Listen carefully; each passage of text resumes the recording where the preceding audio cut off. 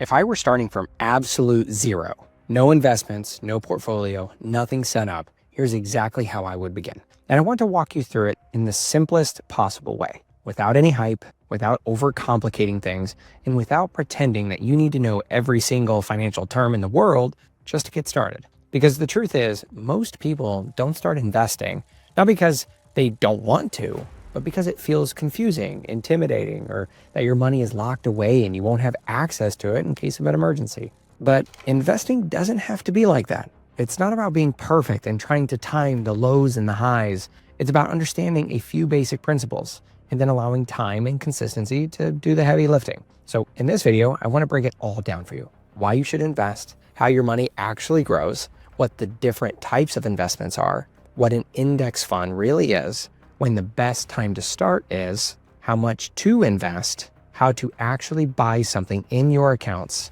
how long you should invest for, and then we'll wrap it all up with some simple questions that I get all the time. So whether you're a complete beginner or someone waiting to rebuild their financial foundation, this will give you a great foundation to build from. Let's dive in. Let's start with what I think is the most important mindset, why you should invest in the first place. Because here's the truth. If you don't invest, your money loses value every single day. Inflation silently chips away at every dollar that you have sitting around doing nothing. And I know it sounds harsh, but a checking account is not a wealth building tool. A checking account's job is to store your money safely, not grow it. Investing is like planting seeds in a garden. You don't get fruit on day one or even week one.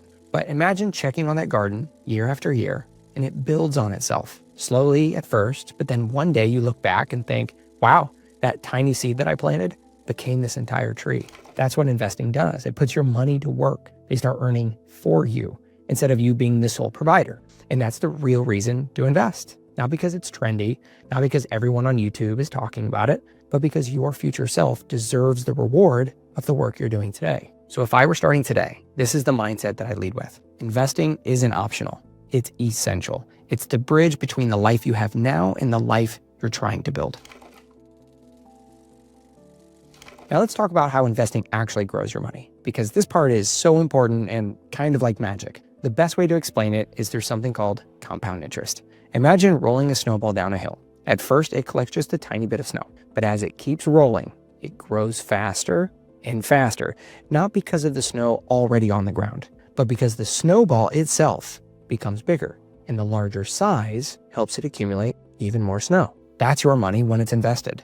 The returns you earn start earning returns. And suddenly, the longer you stay invested, the faster things grow. So let's say you graduate high school at 18 years old and invest $100 a month. It's very little.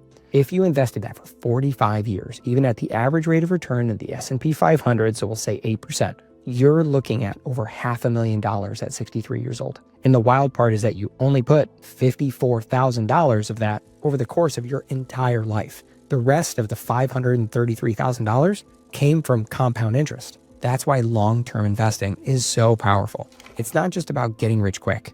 It's about giving your money time to do the heavy lifting for you. If you're looking to start investing, I wouldn't think about money that you have to invest. I go to a calculator and see how much that dollar will earn if it stays invested. That number is usually much higher, and deciding not to invest is robbing you of that money. Now, before we cover the different types of investments, I want to give you a brief disclaimer. At the time of this recording, I am not a financial advisor. I'm a financial coach. I help people pay off debt, build a budget, and plan their financial goals, like buying a home, a new car, or maxing out their ability to invest. Now, I want to go through a few different types of investments, but I want to do it in a way that doesn't feel like a lecture. So let's talk about what each of these are, how they work, and why they matter. First, let's talk about stocks. When you buy a stock, you're basically owning a very tiny piece of a company. If the company does well, your tiny piece becomes more valuable. If the company struggles, the value of your piece goes down. There is a risk that you can't control. Stocks are like the energetic friend in your group. They're exciting, they move quickly, but they can be so unpredictable and emotional. Then you have bonds. Bonds are like lending money to a government or a company. They're calmer, steadier, and usually less dramatic. They won't make you rich quickly, but they add stability to your portfolio. So think of them like the reliable friend who always shows up on time and never causes chaos. Next is real estate. Real estate is that friend who's very hands-on. Lots of responsibility, but with the right care, it's a great friend to have in a pinch. Buying property can bring cash flow, tax advantages, and appreciation over time, but it requires commitment. If you're buying physical property, it's definitely not passive unless you hire a property manager that usually takes a good portion of your return. But like a stock, you could buy a portion of what's called a REIT, or a real estate investment trust. This is very passive like a stock, but you pretty much lose all control. You don't get to make any choices when it comes to the actual investments. Then you have treasuries, these government-backed securities. These are the safest of the safe in the investment world. They don't grow quickly, but they're stable and protected. They're like putting your money in a secure box where it won't disappear. You can also invest in treasury bond ETFs like SGov or SGOV, which are exchange-traded funds that hold 100% treasuries. And finally, there are speculative investments like crypto. Crypto is like the wild cousin at the family reunion. High potential, fast moving, but very chaotic. I personally would not build my entire foundation on crypto, but a small slice once you understand the basics. This brings us to my favorite of all investments for beginners. Before we cover them, I ask that you like this video and subscribe to the channel. We have a ton more content planned to help set you up for success, so you want to be notified when it's released.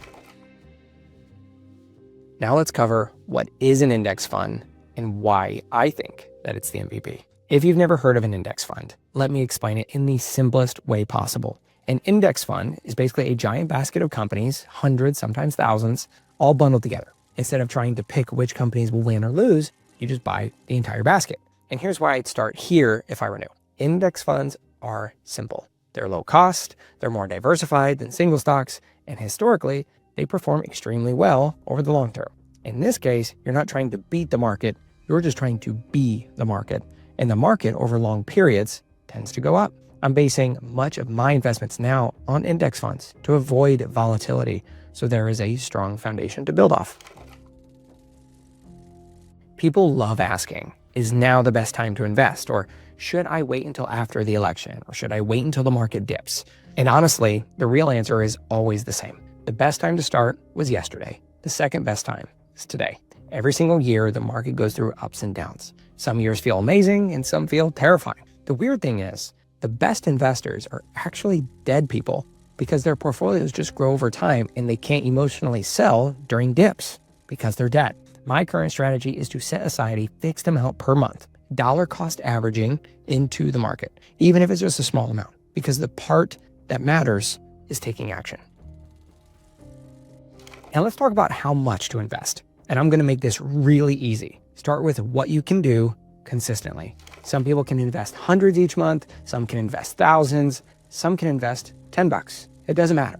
If I were just starting, I'd begin with an amount that doesn't stress me out. Something that's small enough that I can stick to it every month without fail, but meaningful enough that I feel like I'm moving forward. Eventually, I'd work myself towards 10% of my income, then maybe 15%, and if life allowed it, even 20%.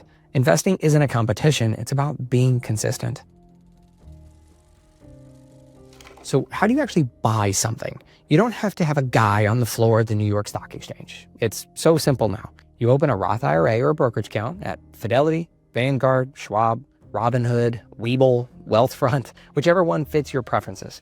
The process takes about 5 minutes. Then you search for what you want. It could be a stock, an ETF, a REIT, or an index fund. To start, if you use Fidelity like I do, let's say you type in S&P 500 Index Fund, FXAIX, or a Total Stock Market Fund, FXKAX. Then you choose how much money you want to put in. It could be $10, $100, $1,000. When you usually use these apps, whether it's through Fidelity, Vanguard, Schwab, Robinhood, whichever one you choose, they may say a share of VOO, an S&P Index Fund by Vanguard. It may say that share is $600. That doesn't mean you have to put in all 600. You can put in, I want a fractional share worth $100, then you hit buy. That's literally it. It's not complicated. What's complicated is staying consistent. And that's where more people struggle. Not the buying part, but the stick with it for years part. With Fidelity, you can even set up recurring deposits, whether it's weekly, bi-weekly, or monthly if you want to automate it. Super easy. A common question people ask is, how long should we be investing for? This is often called your time horizon, or how far out your goals are. If I were starting, I plan on investing for decades. That might sound overwhelming, but hear me out. Investing is a long-term game. The market rewards patience. 1 year doesn't matter. 5 years starts to show progress. 10 year gets exciting. 20 years becomes life-changing. Investing isn't like planting a flower that blooms overnight. It's like planting a tree, something that grows slowly at first, but eventually becomes one of the strongest and most valuable things that you ever planted. I wouldn't invest for months. I wouldn't invest for the short term. I'd invest with the mindset of future me is going to be so grateful I did this. Now, let me quickly clear up some questions because people worry about this more than they need to. You do not always pay taxes just for investing. You only pay taxes when you sell something for a profit or when you receive dividends in a taxable account. There are also accounts that help you reduce taxes, like your 401k, an IRA, 529 education plans, health savings accounts. These accounts either help you reduce taxes now or reduce taxes later once your investments grow. And don't worry, you don't need to be a tax expert to start. You can learn the basics as you go. The important thing is getting started, not about being perfect. And if you're thinking about day trading or trying to buy and sell every week, I'd personally avoid that. It's stressful, it's risky, and unless you are super knowledgeable about how to do it, many people lose everything trying to day trade. If I were just starting, I'd stick with long-term investing. Long-term investing is calmer, safer, and more effective for the vast majority of people. Now, if I were starting my entire journey over again, this is exactly how I'd do it. I'd keep it simple, I'd keep it consistent, and I'd keep it long-term. I'd build around index funds like FXAIX or FXKAX, VU, something S&P or total market funds. I'd automate everything so I don't rely on discipline every month. I'd ignore noise and I'd focus on what I can control, my habits. Because you don't need a finance degree to invest. You don't need a ton of money. You don't need to be perfect. All you have to do is start. Your future self will thank you for every small step that you take today. If you found this helpful, hit the like button, subscribe, and let me know in the comments where you're at in your investing journey. I'd love to hear your story. Thank you so much for watching, and I'll see you in the next video.